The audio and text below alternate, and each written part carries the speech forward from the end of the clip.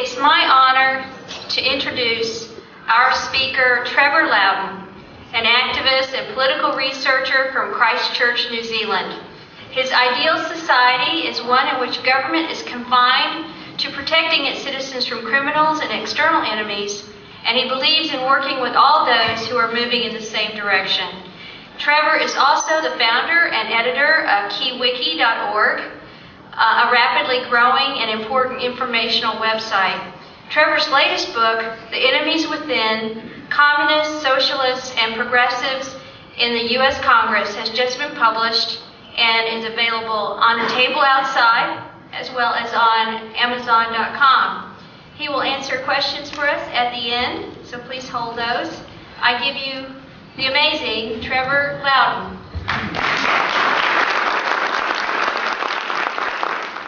Thanks for the great speech, and thanks for the introduction, Tracy, and thanks to Steve and the crew for having me here.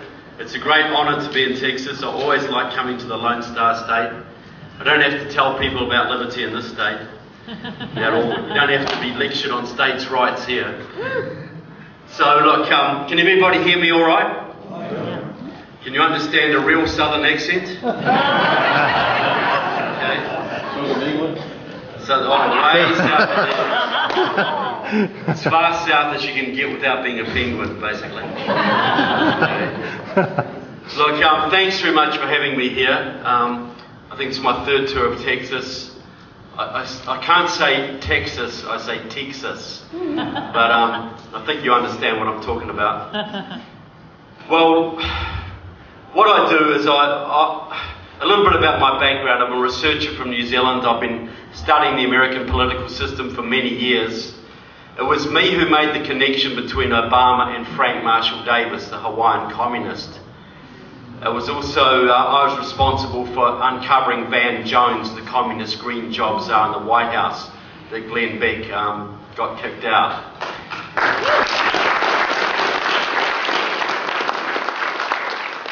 So I do claim to have some knowledge of the area that I talk about.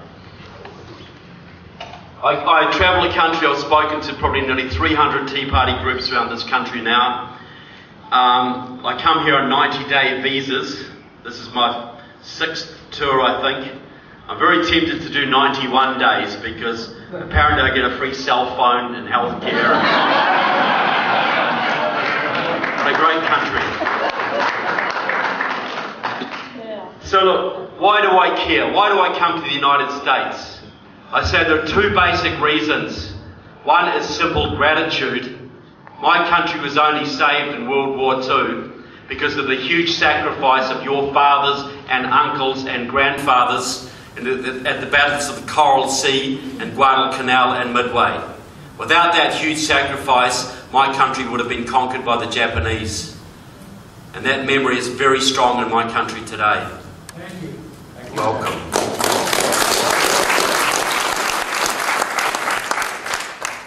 The other reason is related but a little bit more selfish. You know, Ronald Reagan had it right. This is the last best hope for mankind. If freedom should fail in the United States, if you lose your constitution, your liberty, your economy, and your military superiority, the bad guys of this planet, Russia, China, Iran, Cuba, Nicaragua, Venezuela, North Korea, and their Islamic allies, they will carve up this globe amongst themselves. Now I get people all the time emailing me. They say, look, if things turn bad in America, can I come and live in New Zealand? And I say, look, come down, you'll love the country, it's beautiful, you'll get a great welcome, but it's not a refuge. Nowhere is. 1,500 miles to the north of my country lie the beautiful Fijian Islands. Wonderful tourist destination, but the Chinese are now training the Fijian military. They're building big hydro dams on the islands. Fiji is a Chinese client state. It won't be long before they have a port there. Tonga is well on the way, as are many other South Pacific nations. Last year, the Australian Minister of Defence, and in case you don't know, Australia is a small island off our west coast. Alright? Let's get that clear. The Australian Minister of Defence was up in China for talks, and a retired Chinese general publicly embarrassed him. He said, "Now is the time for Australia to choose. You need a godfather. Will it be a Chinese godfather or an American godfather? If you are smart, you will choose China, because we are the growing power in the region." Now, he wouldn't have been arrogant enough to say that under Bush or even under Clinton, certainly not under Reagan, but he's arrogant enough to say it now because he sees the leadership coming out of your White House. And all around this planet, folks, your allies are freaking out. Israel, Germany, Britain, Canada, Japan, South Korea, Taiwan, Australia, they're all freaking out because they see that your president seems to love the bad guys a lot more than he loves them. That's causing problems, folks. Your allies are worried. They saw what your president did to Poland and Czechoslovakia, took away their missile shield protecting them from the Russians. They saw him abandon Georgia to the Russians. They see him basically disrespect Israel every day. They saw him doing nothing to protect the Iranian revolutionaries a couple of years ago who were trying to throw off the mullahs. They see him doing nothing to help the Venezuelans as they're now trying to throw off the Cubans. And they see him in the Ukraine right now. The United States has a treaty to protect the Ukraine from military invasion by Russia. A treaty signed in the Clinton era. And what's Obama doing, folks? He's sending John Kerry out. What's Kerry going to do? Threaten to cut off their ketchup supplies. That'll terrify Mr. Vladimir, won't it? So you see where this is going, folks. Israel has no friends left in the region now because of the meddling of your president, and they may be forced to take desperate measures to defend themselves, and those measures could put us into World War III. Japan was never supposed to rearm after World War II and is now rearming because they cannot trust Obama to protect them from North Korea and China. All around the world, folks, instability after instability.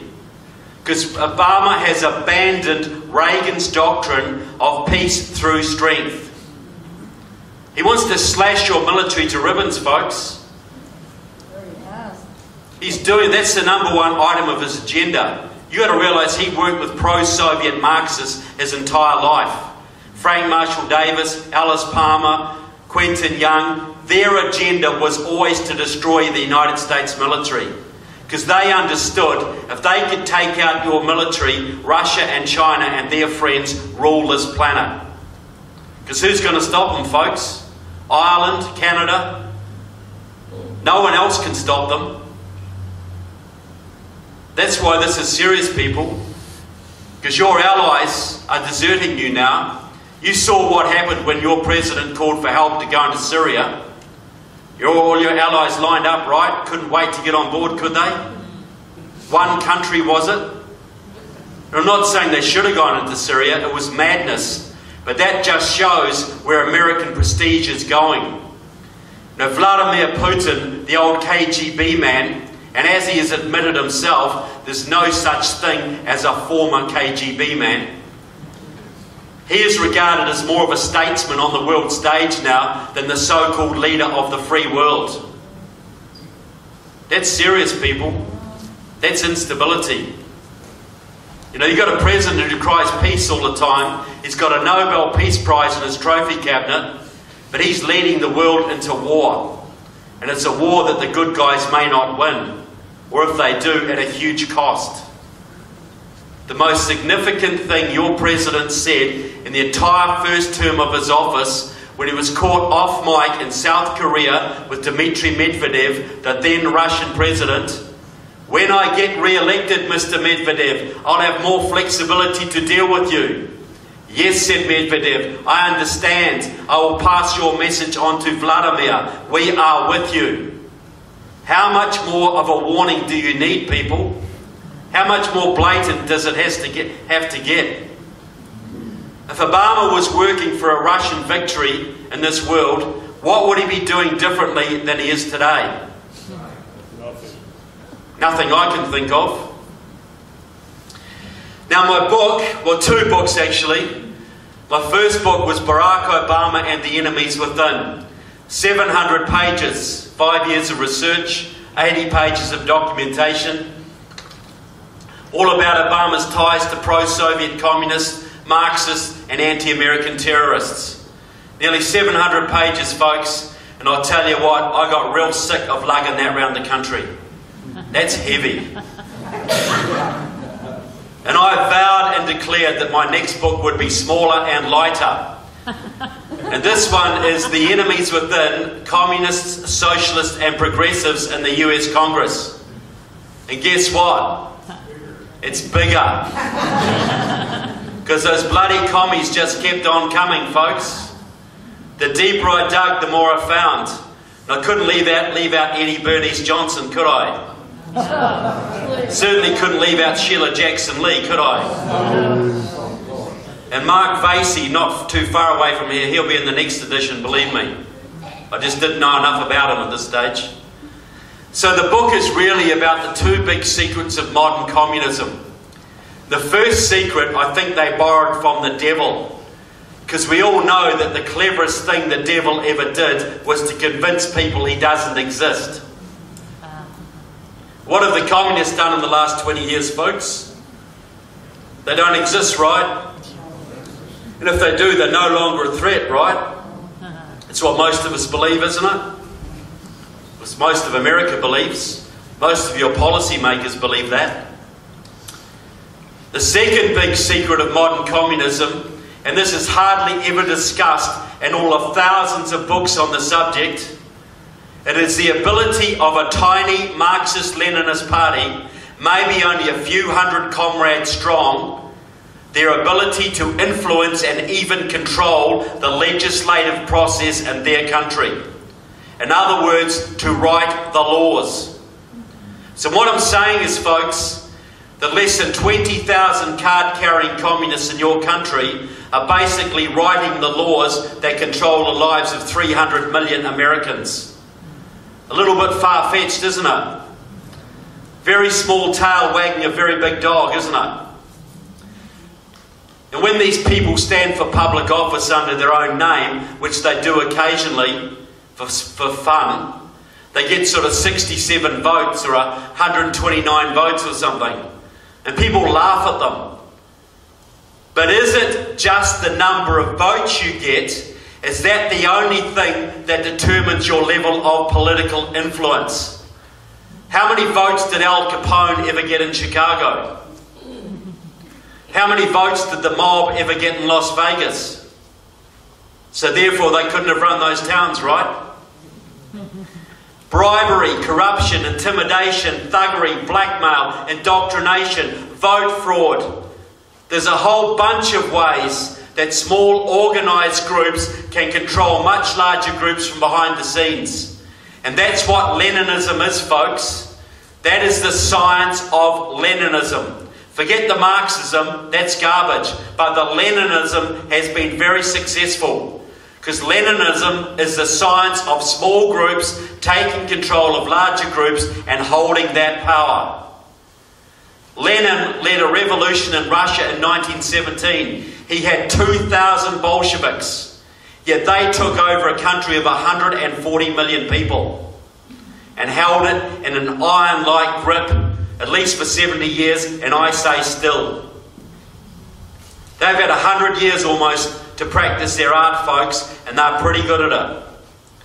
Now, the mechanism that they use in this country is control of the labour unions. It's their big ace. Now, you were very lucky in this country for a long time because your AFL-CIO was controlled by hardcore anti-communists like Lane Kirkland and George Meany. They kept the Reds out of the unions, folks. Not so much the gangsters, but they kept the Reds out. But in 1995, there was a coup.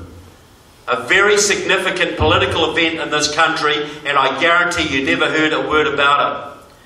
That was the year that Democratic Socialists of America, your largest Marxist group, a Gramsciist communist organisation, that was the year they took control of the AFL-CIO. They got rid of Lane Kirkland and they put their member, John Sweeney, in as president. And now their protege, Richard Trumka, does the job for them. Now this is, people say, so what? This is 11% of the workforce. But think about this. How many Democratic officials at any level in this country do not owe their job to the labour unions? County Commission right up to the presidency. Every Democrat virtually owes his job to the unions. For get out the vote, for manpower, for money, even for vote fraud. Though that wouldn't happen here, would it? So, if you owe your job to the unions and they tell you to promote a certain piece of legislation and they can take away your job, what do you do, folks? You do what you're damn well told, right? So the process is simple. The Marxists set a policy. It might be socialisation of student loans, or green jobs, or cap and trade, or normalisation of relations with Cuba. They then make it union policy, and the unions make it Democrat policy. There's not a policy in today's Democratic Party at the federal level and state level that cannot be traced back to the Communist Party USA or Democratic Socialists of America, or both. They set the agenda entirely. Now, that sounds a little bit far-fetched still, so I want to give a couple of examples of how this works. And I'll pick on one. Now, if you've been following the news closely, you might have heard of this. It's called Obamacare. Good to see you've been keeping up. Okay?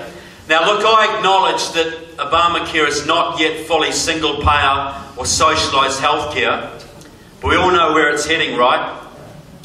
You know, Harry Reid's admitted it. Jan Schukowsky said it. This is going to single-payer, government-run healthcare. This is transitional that we're going through now.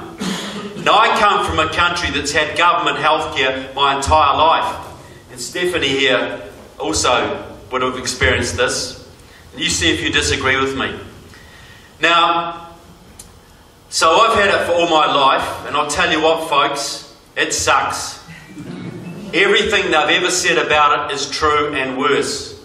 But I still get people say to me, even some Republicans have said to me, oh, look, the uninsured, the pre-existing conditions, you know, this isn't really socialism. It'll be okay when it settles down. This is what they do in Europe, and they're okay. The big word they all forget, folks, the big word is quality. They assume the quality is going to stay the same. Now, when it comes to healthcare, is there any more important word than quality? When it comes to the life of your children or grandchildren, you want a quality doctor, right? Now, think about it logically. It's very simple. If you're in a free market healthcare system, and I know it's not free market here, but at least you have strong elements of it, you are a customer. And how do you business folk in the room? How do you treat your customers? Pretty good, I hope. Send them Christmas cards, take them golfing, make friends with them, right? They're your lifeblood. And if you're a physician, you're a doctor, your patient is your customer.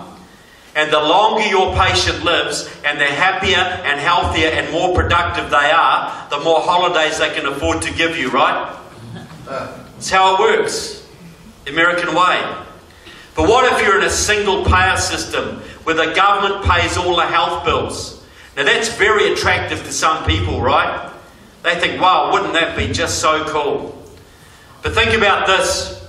Single payer, the government pays the bills, but the budget will be fixed. The budget is this big, but the needs are unlimited. Health needs are unlimited, but the budget will be fixed. So what do you then become, people? You become a liability. You are a liability on the system. And you business folk in the room, what do you do with your liabilities? You eliminate them, right? Business 101, eliminate your liabilities. Now I have people say to me, look, under Obamacare, we might have death panels where people decide who's going to live and who's going to die. Get real, folks. Every head of every cardiology department and renal department and, oncology department in every hospital around the Western world, except for this country, is his own death panel. All the time. You think about it. You're the head of the oncology department at Christchurch Public Hospital, where I come from. You've got a budget of, say, $20 million a year for chemotherapy to treat cancer patients. You've got a 75-year-old guy in this bed with prostate cancer. You can give him $200,000 worth of chemo and extend his life 2, 3, maybe 5 years. You've got a 7-year-old girl in this bed. She's got leukemia. You can give her $200,000 worth of chemo and extend her life 20, 30, 50 years. She might marry, have children, have a career. Your budget's running low, folks. It's the end of the financial year. You can only afford to treat one of them. What are you going to do? It's not hard to figure out, is it? What would any humane person do? Every day, all around the world, these people are making these decisions on a daily basis because the budget's fixed and the needs are unlimited. You have to ration, you have to triage, you have to make life or death decisions every day. How can it work any other way? That's how it works in Australia, how it works in New Zealand. It's how it works in Europe. Am I right, Stephanie? It's how it works in Canada, which is why they all come down here. But it's going to be different in America, right? Because the laws of economics don't apply here, do they? Anybody who tells you there's not going to be rationing is lying straight through their teeth. Which is very surprising considering all the truth that's been told about Obamacare so far. It's just the latest one. Now, the father of the single-payer healthcare movement in this country is a man called Quentin Young. He's pushing 90 now. He's a retired physician from Chicago. And in my darker moments, I often wish he'd gone to live in Britain 20 years ago. Because he probably wouldn't be with us now. But he is. He's been trying to wreck your system his entire life, folks. It's his life's work. He's set up Physicians for a National Health Plan. He's worked with the AMA, worked with Canadian doctors, and has worked with congressmen like John Conyers to get single-payer legislation in front of your House of Representatives on several occasions. But it's always failed. But in 2009, with the Affordable Health Care Act, they finally started to make progress. And it's not surprising the progress came under Mr. Obama, because for many years in Chicago, Quentin Young was Mr. Obama's personal physician. Openly claims credit from indoctrinating Obama into socialised healthcare. Says Obama was a big fan of single payer when he was an Illinois state senator and nobody paid any attention to him. Quentin Young was a 40-year veteran of the Communist Party USA. Any Vietnam veterans in the room at all? Thank you. I knew there would be some. I knew it. Thank you. Back in 1972, Quentin Young and three other doctors went to communist North Vietnam and offered their services to the communist government when they were trying to kill people in this room. That's how patriotic Quentin Young is. Quentin Young then went on to join Democratic Socialists of America, your largest Marxist group, 7,000 members. And they are the people that gave you Obamacare, folks. That's been the #1 item on their agenda for 40 years. They had people on Hillary's committees back in the 90s. They had their members on her commissions.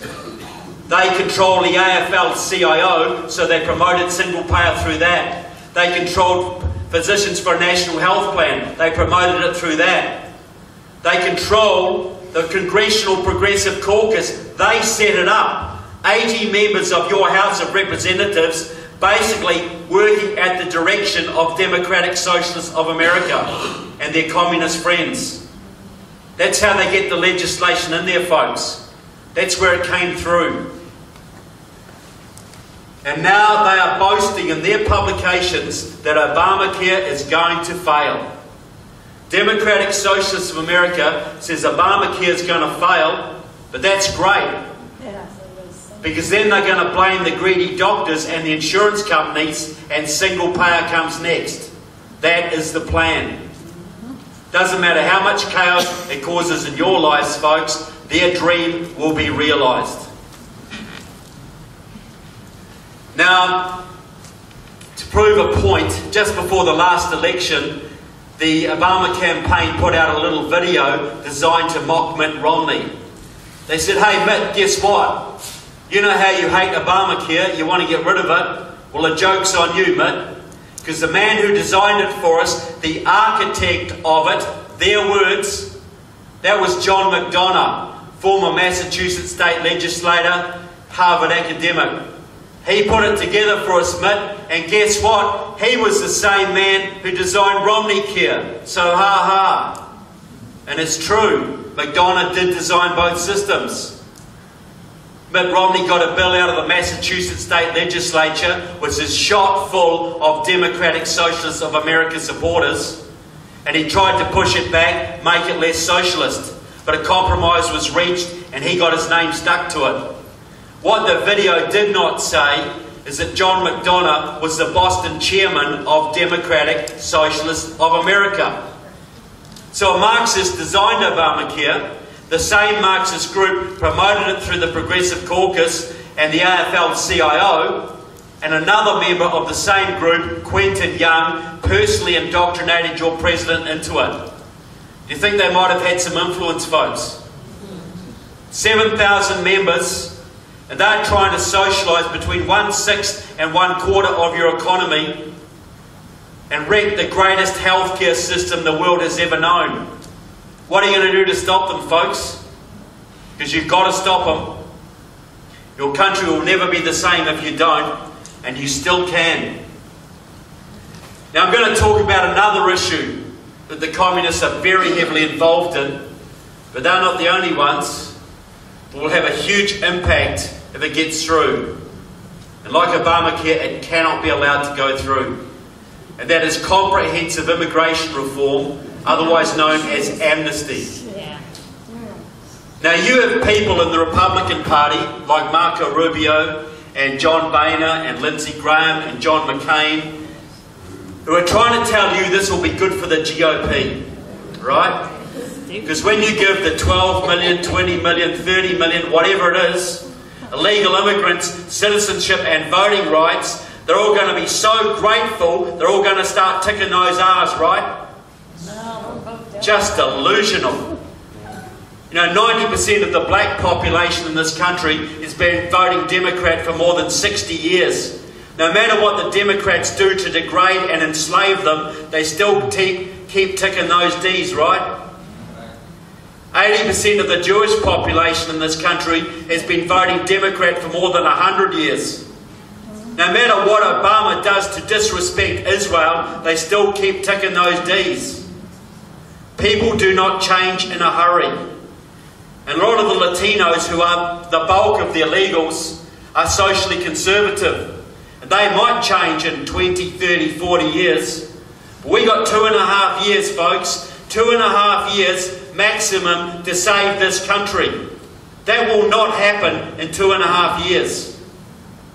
So why are these Republicans telling you this stuff? Could it be in any way related to the fact that the US Chamber of Commerce has spent more than $1.7 billion promoting amnesty in the last 10 years? What do you think the Chamber wants out of it, people? Cheap labor. Cheap labour. To pick their oranges and pluck their chickens. Work in their hotels. That's what they want, because to them, their profits are far more important than your border integrity or your national security or the laws of your land. What do you think of that? Corporatism. So they're promoting this, folks, but the real driver of this enterprise is the far left. This started back in California in the 1950s with a Communist Party member named Bert Corona, also a Democrat. He set up the Viva Kennedy clubs, the first organised effort to bring Latinos into the Democratic Party. He also set up, mainly on government money and church money, a whole range of support networks through the entire Southwest for illegal immigrants. These groups were designed to encourage illegals across the border, to get them work in the factories and farms, get their kids into schools, and get them green cards, citizenship, and voting. The voting was the key. Now, Corona trained a whole bunch of disciples, many of them who are still active today. 3 of them are very active in California and work very closely together. The first is Antonio Villagrosa, who was until recently the mayor of Los Angeles, a hardcore Communist Party supporter. Villagrosa turned Los Angeles into a sanctuary city, and the illegals flooded in, changed the entire demographics of Southern California. Second member of this little group, Gil Cedillo, another Communist Party supporter, until recently the head of the California State Senate. Big-time immigration activist. He is the man who got the DREAM Act pushed through in California, which gave all sorts of so-called rights to the children of undocumented workers. The third member of this group, also a Marxist, the most powerful woman in California, in my opinion, Maria Elena Durazzo, the head of the California AFL-CIO.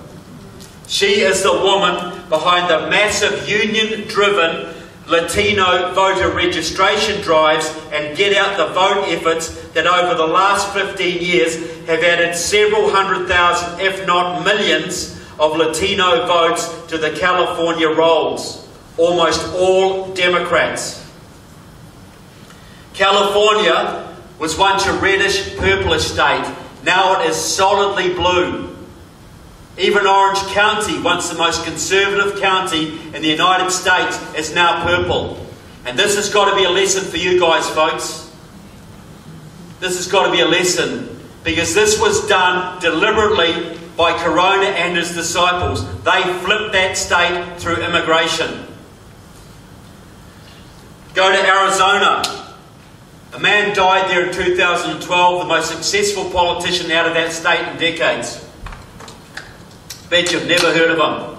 A man called Lorenzo Torres, the head of the Communist Party USA's Latino Commission. And he worked with Corona for many years. His job, based out of Tucson, was to set up the same immigrants' rights support networks from Texas to Nevada, from New Mexico to California, right across the Southwest. He was also there to lead campaigns against any attempt to crack down on illegal immigration. He led the big charge against SB 1070 in Arizona a couple of years ago, which fortunately he lost, thanks to people like you. He also set up the movements in Tucson and Phoenix that gave the Arizona congressional delegation 3 Communist Party supporters. Arizona, one of the reddest states in the Union, has got 3 Communist Party supporters in their congressional delegation. Raul Grijalva, Ed Pastor, and the freshman Kirsten Sinema, all profiled in my book. Now, right now, the man leading the immigrants' rights movement, the most dangerous man in America right now, is a man called Eliseo Medina. You would have seen him on TV, I guarantee it, wearing a purple shirt, leading an immigration rally somewhere. He was until recently the Executive Vice President of the SEIU Union, the largest union in your country and the one with the biggest Latino membership. Now he's working full-time on immigration issues. He's a card-carrying member of Democratic Socialists of America. He's a supporter of the Communist Party USA. He works with Raul Grijalva on immigration issues, works with Luis Gutierrez on immigration issues, Gutierrez is the rep from Illinois who is leading this in the House. Gutierrez used to be a member of the Puerto Rican Socialist Party, a pro-Cuban Marxist-Leninist outfit. Medina is also a former member of Obama's Latino Advisory Committee, and Obama consulted Medina before he embarked on the latest push for immigration reform. He is the man leading this, folks. He got the bill through the Senate, and he's been using his union comrades all over this country to get rallying outside the offices of Republican congressmen to get them to flip their vote on immigration. It's his life's work. He's hard at it right now. Now, just to prove an issue, which organisation in this country 20 years ago was leading the charge against illegal immigration? Exactly, the AFL-CIO. They were constantly lobbying Congress to increase penalties on any employer caught employing illegals, because they saw that illegals were unfair competition for union members and would drive wages and conditions down and cost their members jobs. Very logical, perfectly true. So in 2014, which organisation is leading the charge to legalise illegal immigrants? The unions, the AFL, CIO and the SEIU. So why the big change, folks? Why was it bad for illegal immigrants for union workers 20 years ago and good for union workers now? The fact is it isn't. The fact is, before 1995, the AFL-CIO was there to represent the interests of its members. After 1995, when they were taken over by Democratic Socialists of America, they became there to promote socialist revolution. Illegals are real bad for union workers, folks, but they're great for socialist revolution. The AFL-CIO is quite happy to sell out the conditions of its own members because the revolution comes first, folks. And it ain't easy to get union members to vote against their own interests. It took Eliseo Medina 5 years of hardcore lobbying to get them to flip their position at their big convention in Louisiana in 2000. Medina, the Marxist, did it, folks. So why does he want it? What is the big deal? Well, Medina let the cat out of the bag at a big progressive conference in Washington, D.C. 3 years ago.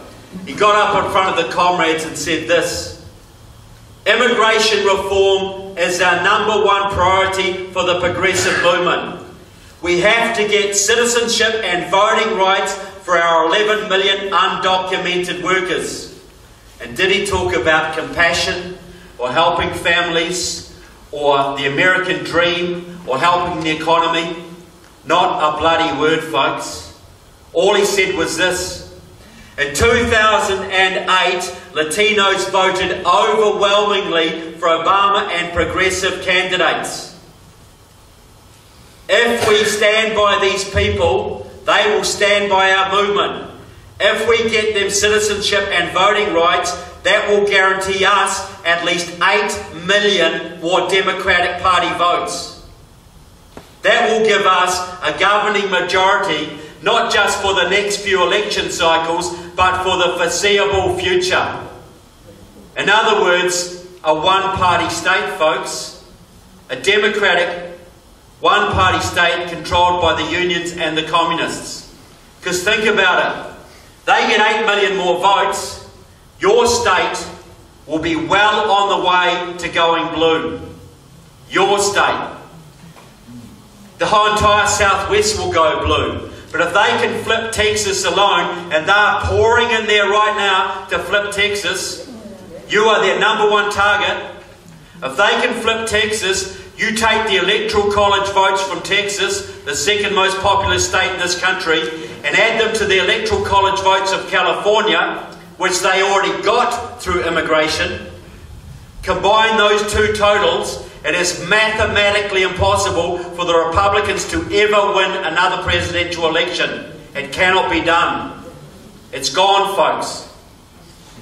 And if you think the Democrats are arrogant now, You imagine what they'd be like with 8 million more votes in their pockets and the Republicans permanently out of office.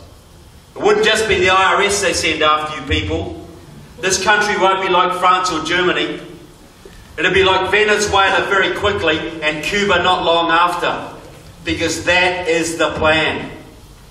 And you have Republicans, people, telling you this is good for the GOP. They are not only betraying their own country, their own party, they are betraying your country, folks. And you have the power to change that, and you have to exercise it. Because your country's at stake, people. It really, really is. Now, the other thing my book is about is the individuals. Because they should be accountable for what they're doing to your country, folks. I profile 51 members of the House in that book and 14 senators with identifiable ties to communist, socialist and radical anti-American groups. Now, anybody in this room ever applied, not counting military, ever applied for a federal government job who is willing to admit it? Come on, must be someone. Okay.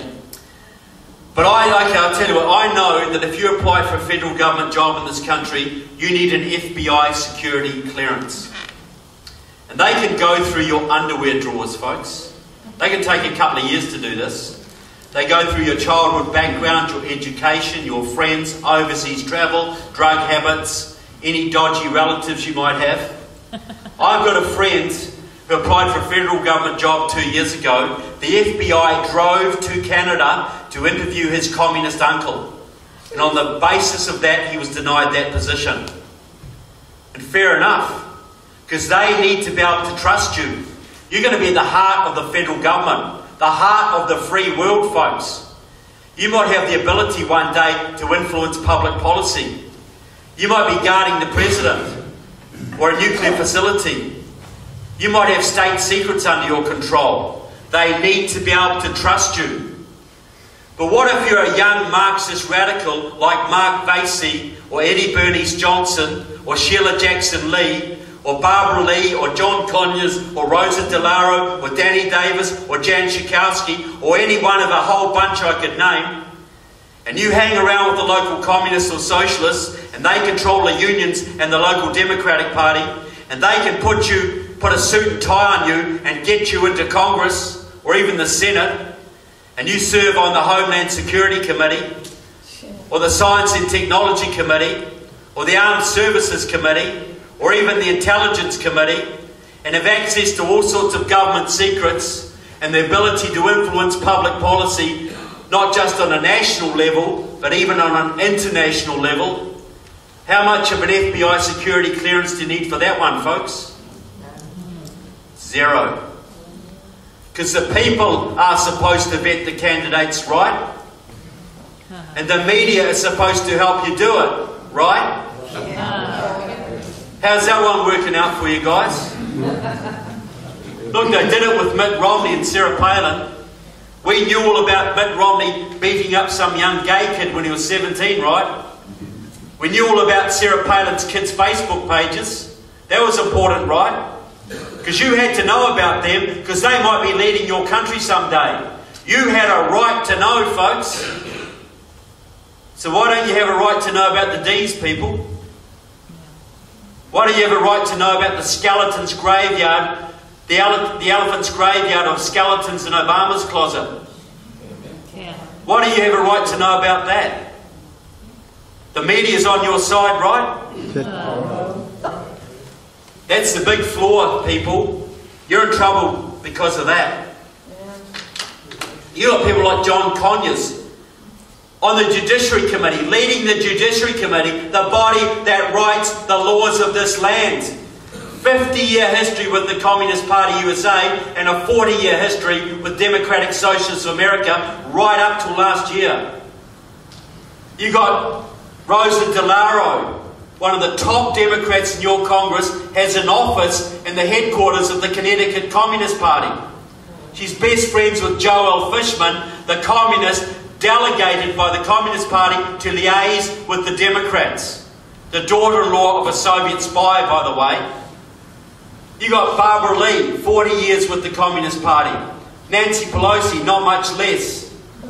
You got Eddie Bernice Johnson. You got Patty Murray, the senator from Washington State. Long time history with the Communist Party. You got Tammy Baldwin, the freshman senator out of Wisconsin, a long-time member of a support network for the Colombian Marxist narco-terrorists, has used her position in Congress to try and get government funding cut off to the Colombian military so her revolutionary friends could win. And where have we heard that story before, folks? Just think back to the 70s. Did you guys lose the Vietnam War in the jungles? You won every battle. You lost that war in your Congress. Because you had people in your Congress working to defund and take away your resources and cut off military aid to the South Vietnamese government. And they succeeded. And those people just happened to be allied and elected by the Communist Party USA, who was affiliated to the Communist Party of the Soviet Union, who is working with the Communist Party of North Vietnam. Those people sold your soldiers out, folks. They sat in your Congress on fat salaries and sold your soldiers out to the benefit of the communists, and they knew what they were doing. And how many of them were penalised for it, folks? Not a one. One of them is now Secretary of State. You got Judy Chu out of California. Looks like butter wouldn't melt in her mouth. Beautiful haircut, lovely clothes, softly spoken, on Obama's re-election committee. Leads the Progressive Caucus, also leads the Asia Pacific Caucus, one of the biggest caucuses in your Congress. She goes to China all the time to build ties between California and China, business ties. When she's over there, she says, "I'm coming home." The Chinese press has described her as China's representative in your Congress. Greensboro, North Carolina, 1979. The Communist Workers' Party, hardcore Maoist pro-Chinese communists. They got in a street gun battle with the KKK. Automatic weapons were used in broad daylight. 5 people died. Pretty extreme, don't you think? Judy Chu used to lead one of their main front groups. She is still working today, as I've documented, with 5 former leaders of the Communist Workers' Party right now. One of them helped her to set up the Asia Pacific Caucus in your Congress. Right now, people. You have members of the Congressional Black Caucus going down to Cuba on a regular basis to confer with the Castro brothers. I quote Raul Castro boasting about this in my book. He says how they work with him to move policy in your Congress to ease trade and travel restrictions on Cuba. And they're trying to do it right now. So basically, the Cubans can send more spies and terrorists to your country. What do you call it, people, when someone goes from your country to a foreign country to help them against you? Is that a serious offence, people? But it's happening every day, and nobody says boo. You've got at least 100 members of your House and 20 members of your Senate who wouldn't get a basic security clearance to clean the toilets at any military base in your country. And neither would your President. Could that be an issue? Do you think your enemies, who have their friends in your communist movement and your unions in this country, have never used that huge glaring hole in your national security against you? Do you think they'll never put traitors into your Congress and your Senate? Do you think they'll be stupid enough to allow that opportunity to go by? But I don't want to depress you folks with any of that, or bring you down in any way. Am I a little bit late? They hide the razor blades apparently when I come. Okay. Look, if I thought there was no hope for America, I'd be back in my beautiful New Zealand right now, building bunkers and stocking up on baked beans. Okay? And I'm not mocking prepping, believe me. Not at all. But this is how I see it. In 2008, the left thought they had a slam dunk. They had the House, they had the Senate, they had their man in the White House, and their agenda was all written out. 40 years of hard work by those 60s radicals infiltrating your unions and your Democratic Party and academia and your media was finally going to pay off. All their ducks were finally in a row, folks, and they were going to take out Middle America once and for all. They were going to take down the great Satan, folks. And who was going to stop them? John Boehner? But in 2009 and 2010, something miraculous happened. And I do not use that word lightly. It shouldn't be hard for you to figure out what it was. You guys, people, you came out of nowhere. You snuck up on us. You took me by surprise. You came out of left field, or should I say right field. Yeah.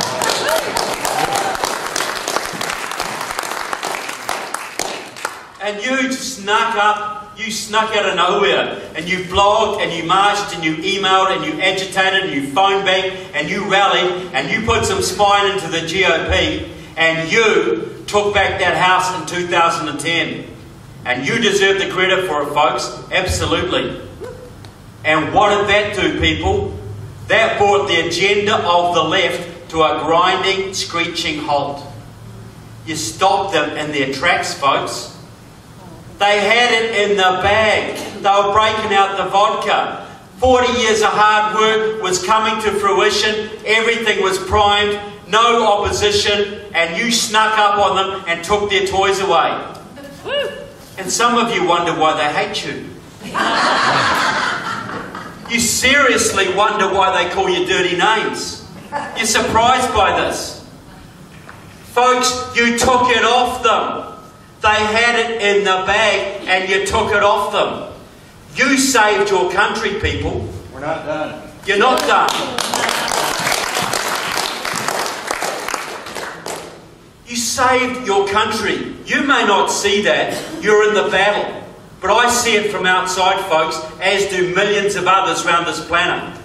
Because had you not done that, had you not taken back that house, the entire agenda of the left would be in now. Card check, cap and trade, immigration reform, those 8 million illegals would be voting in this election. Obamacare would be locked in, plus a whole bunch of other stuff. And where would you be then, folks? New Zealand. Yeah, exactly. You'd be in big trouble, people. Think about it. Did you save your country? You did, people. A bunch of amateurs and novices stood up when your country needed it, and you saved your country. And now your country has another chance. And if anything deserves a pat on the back, if anybody deserves credit, you do, Bob. You do, guys. Now but what you did was even better. Because you and Glenn Beck and the 912s and all the Patriots, you have kick-started a second American Revolution. Because I've been all over this country, folks. I've spoken to more than 300 groups. I've been to more than 38 of the 57 states.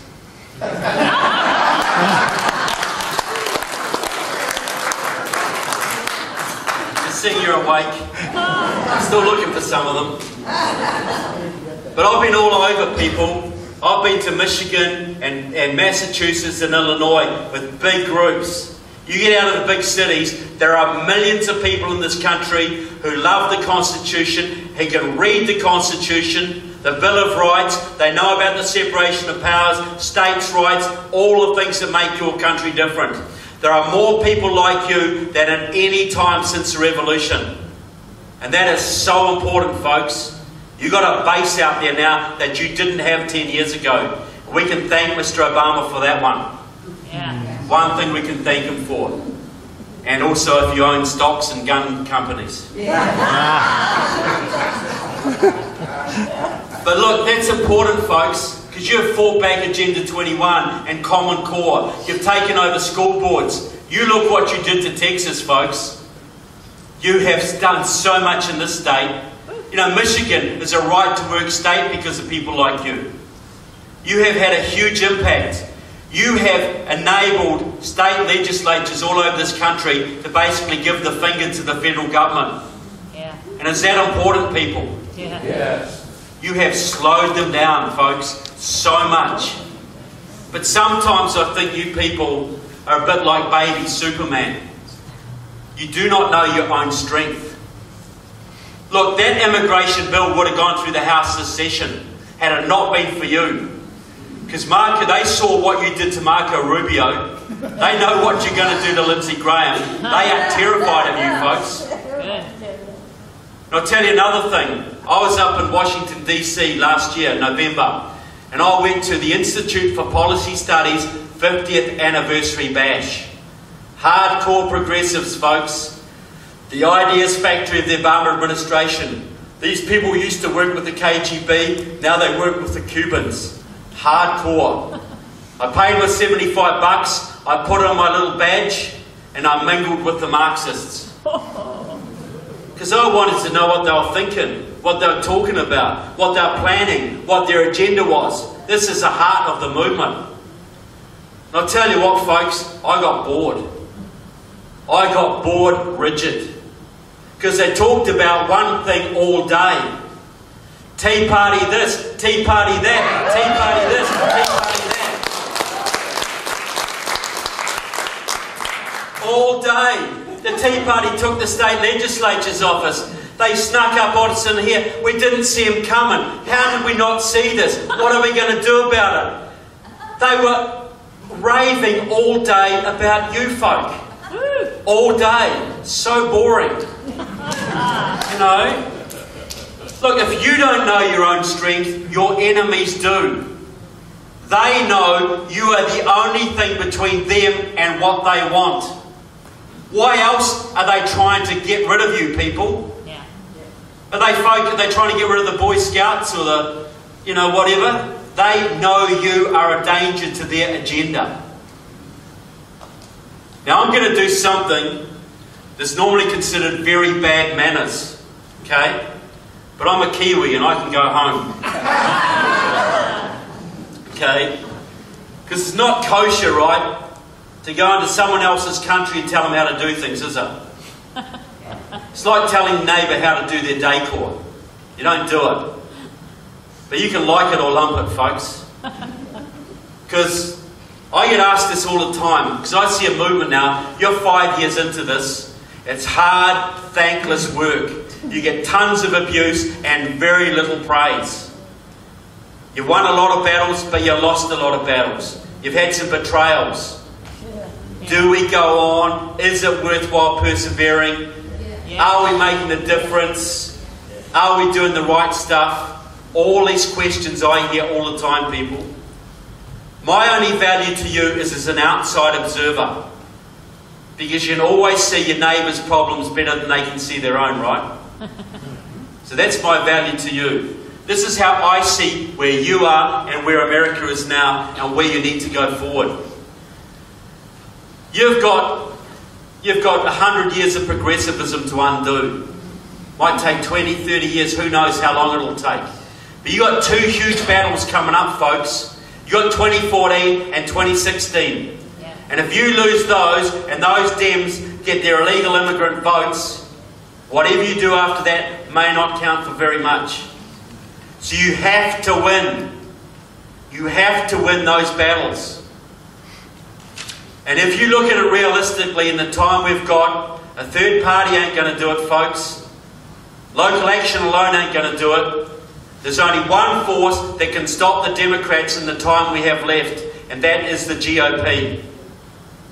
I'm no shill for the GOP, folks. John Boehner and Karl Rover on my dartboard, people, believe me.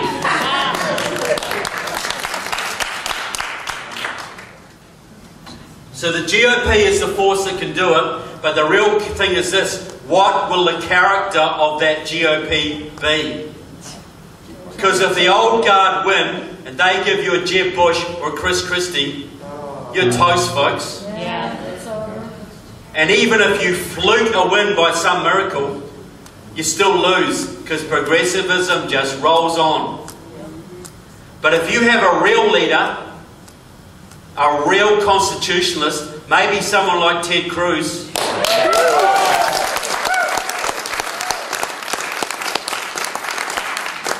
things could be very different, right? Yeah. But how do you get it? Because you've got a very disunited base, folks. You've got the Libertarians and social conservatives and whatever. How are you going to get them together? Well, I'm going to go back a little bit in history, back to 1976. Because you've been losing your freedoms, folks, for decades. Republican, Democrat for decades.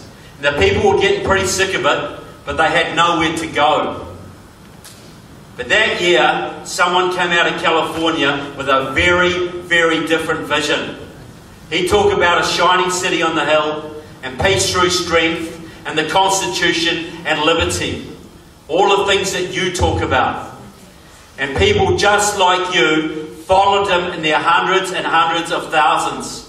When Ronald Reagan stood up, people rallied, folks. They loved his message. And they pushed him to get the Republican nomination in 1976.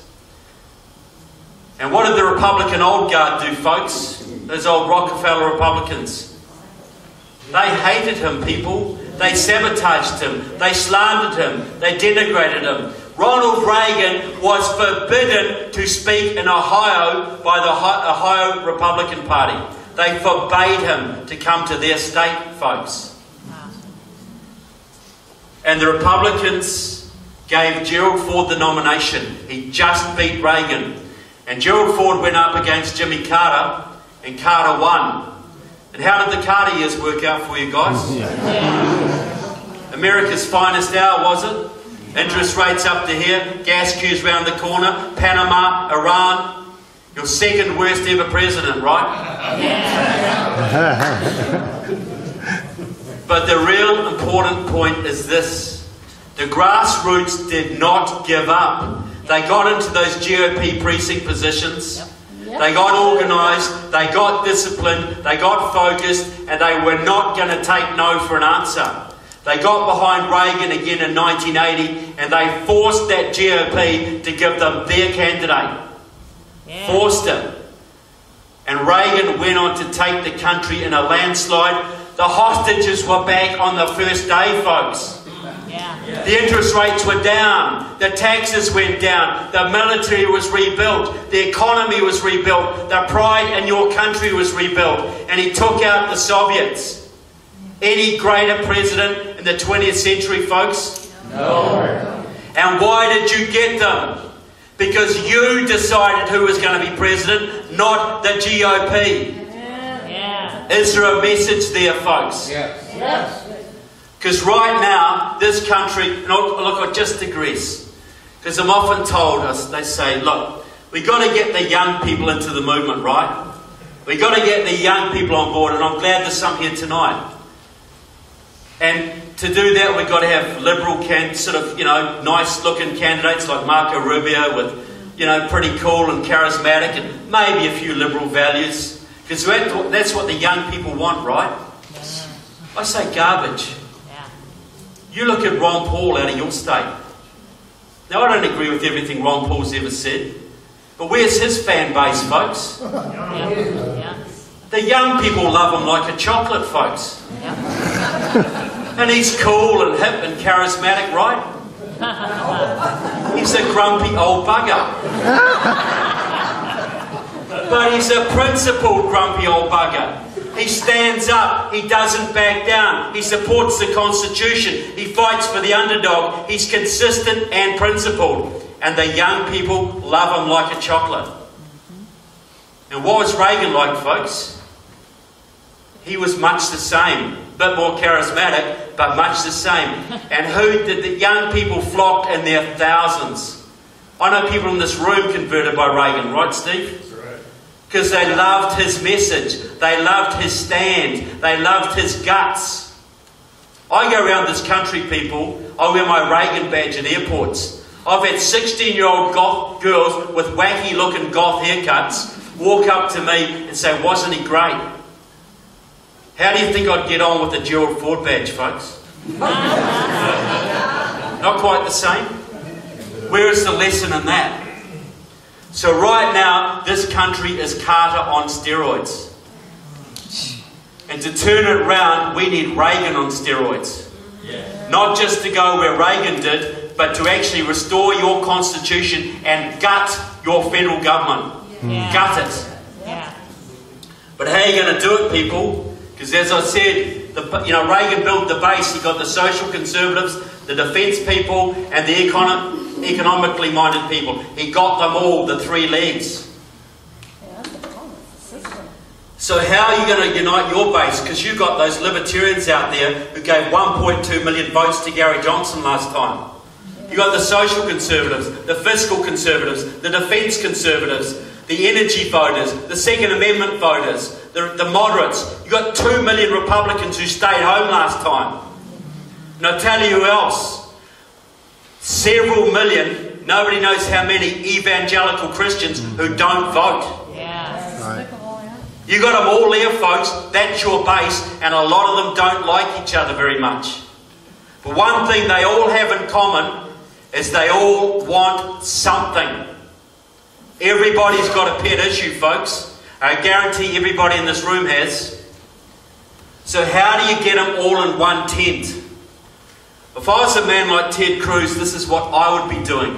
I'd want to rebuild that Reagan coalition right now, early, before Jeb Bush gets up ahead of steam. So how do you do it? I would be going to all of these groups, making speeches in front of them right now, and he's already started. The first thing I'd say, you vote for me, I'm going to make Alan West my VP right now.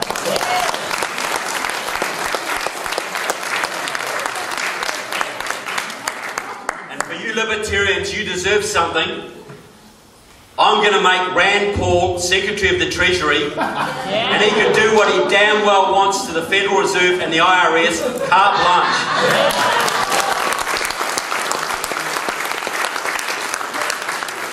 Ron can be his assistant. And you energy voters, Sarah Palin, Secretary of Energy, drill, baby, drill. Drill in your backyard if you want to. Keystone Pipeline, $2 a gallon gas for every American family. Scott Walker, Secretary of Labour, right to work all over, folks. Herman Cain, Secretary of Commerce, deregulate, deregulate, deregulate, EPA gone. John Bolton, Secretary of State.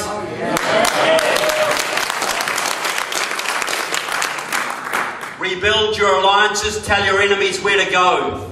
Ambassador to the United Nations. No one.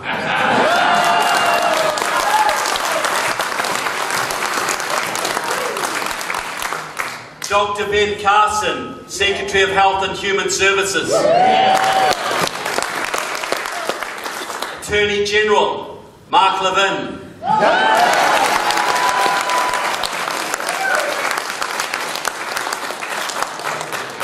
Now for the Christians who don't care about politics, but they do love the education of their children, they love homeschooling and hate Common Core, vote for me this time. David Barton will be Secretary of Education.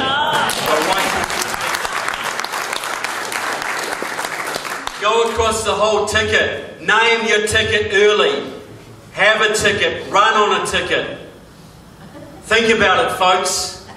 Would you be enthused by a team like that? Would that unify the base? Because everybody gets something. Everybody gets someone to inspire them. And you've got to help the whole team to get who you want. Have you told this to Ted Cruz? Yeah, I talked to Raphael yesterday. Yeah, it's gone to him, yeah. Ted Cruz has used talking points in my speech at a speech in CPAC and several other places. He has been listening to me. If he doesn't, that's his business. But it's in his head anyway, I'll tell you that. Now, because you think about it, folks, right now you put your eggs in one basket. Mitt Romney was a good candidate, but he had got Bain Capital hung around his neck real quick. And that poisoned the campaign with enough people to undo all your work. But you try victimising 10 or 15 Rottweilers who are all backing each other up and don't take any crap from anybody. What would the media do with that, folks? What would the left do with that? Run and hide. They would run and hide, folks. The base would go daft over that. They would be so energised. The money would flow. The people would get out and rally because they could see they're actually going to get something. They're actually going to get people who can turn things around.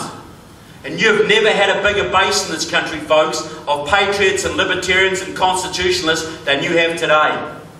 Far more than Reagan had. So you've got to build that base. You've got to unify the base with the leaders, people. Put the base with the leaders, and who's going to stop you? No one. No one.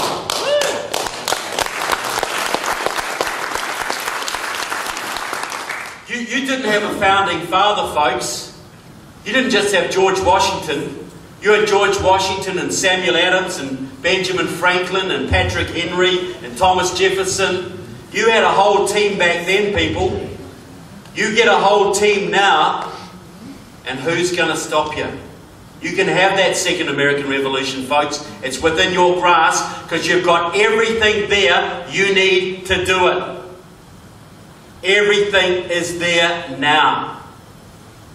So what I'm asking for, people, is at least 2.5 more years of work out of you guys. You've done 5. I'm asking for at least 2.5 more. Because 2.5 more is going to change the fate of your country and the Western world. You know what's going to happen if you do nothing, folks? And there's no guarantees of victory here, but I can guarantee you one thing. If you give it 2.5 more years, folks, you will have the right to look your children in the eye and say, I did everything I could. And what is that worth to you?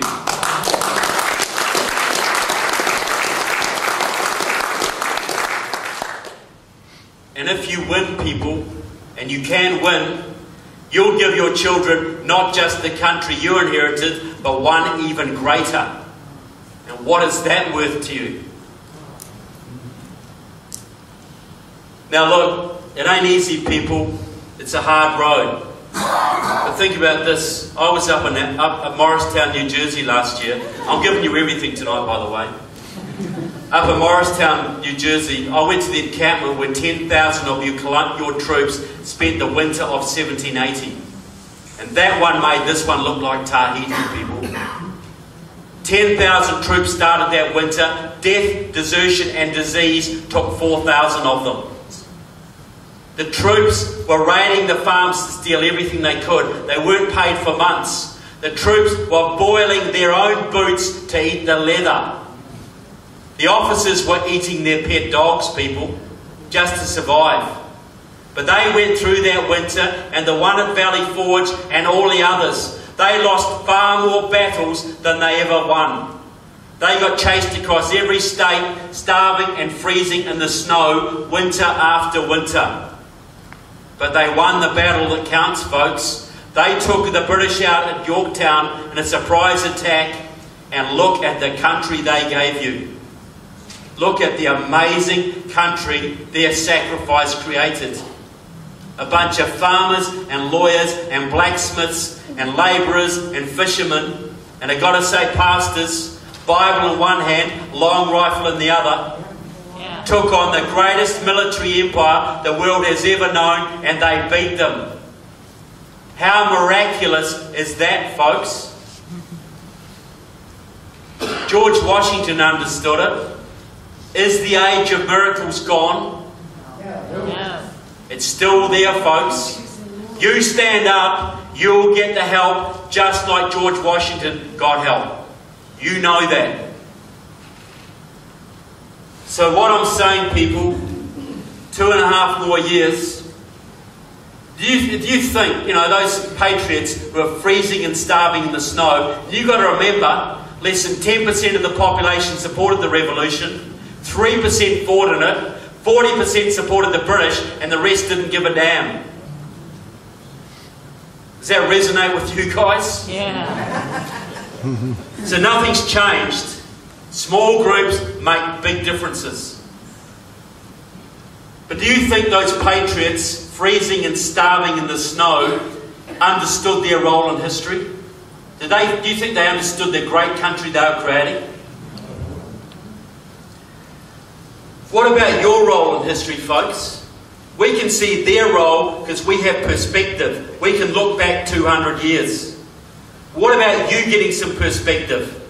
You look forward 200 years.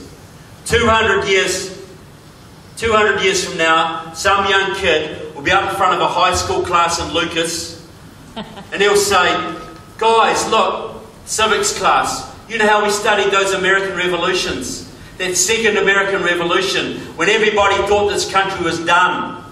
But the Patriots stood up, and against all the odds, they took back the Constitution and saved the Republic. Think of what we owe them, guys. Well, I found out something incredible. I did some research into my family background. I found out, and this blows me away, I found out that my great-great-great-great-great-grandma and granddaddy, they were in the Allen area Patriots.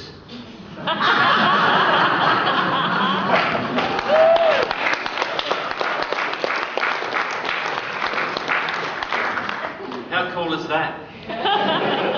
So I want to say to you folks, thank you so much for what you're doing for America, for my country, and for liberty. God bless America and God bless the Tea Party. Thank you.